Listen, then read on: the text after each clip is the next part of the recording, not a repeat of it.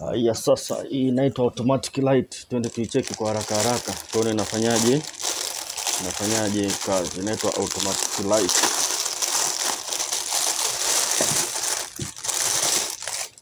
Huu ni waya wake kwa ajili ya kuconnect kwenye umeme. Hii ndio hiyo backup light automatic kabisa. Hii kwa haraka haraka kama unavyoiona hivi. Hii ni automatic light kabisa. Unaweka balbu 3. Hii ni wati 40. Unaweka balbu 3 au zaidi za umeme. Balbu za umeme kama unavyoona hapa hivi. Hii ni AC in. Kama unavyoona hizi ni holder zako kwa ajili ya kufanya nini? Kwa ajili ya mwanga. Hii ni automatic, unaweza ukaiweka ukutani, unaweza ukaiplug ukutani hivi kama unavyoona hivi. Alafu unaiplug kwenye umeme. Kwa hiyo hii taa unafanyaje? Unaweza ukafungua zile taa za umeme kabisa wa TANESCO. Hii kwa mfano hii ni wati 15. Hii ni balbu wati 15 kama unavyoona hivi. Kwanza nikiiwasha, kama haiko connected kwenye umeme inawaka. Hii haipo kabisa kwenye umeme. Hii ni automatic. Hii umeme ukikatika tu inawaka yenyewe faster tu. Kwa kama unavyoona hivi.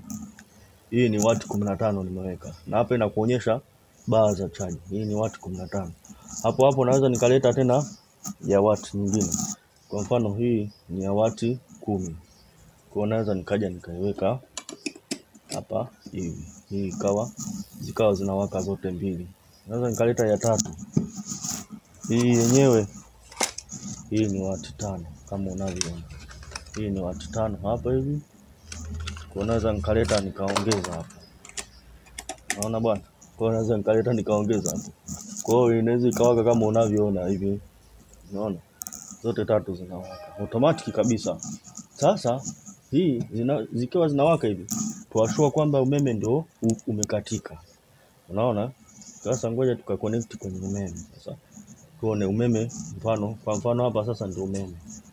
Huu ndio umeme wangu na plug, aidha ni ukutani au ni wapi. Alafu nakuja hapa sehemu ambayo imeandikwa AC in kwenye hii backup. Kwa hiyo nikiplug tu hapa hivi, automatic taa zitazima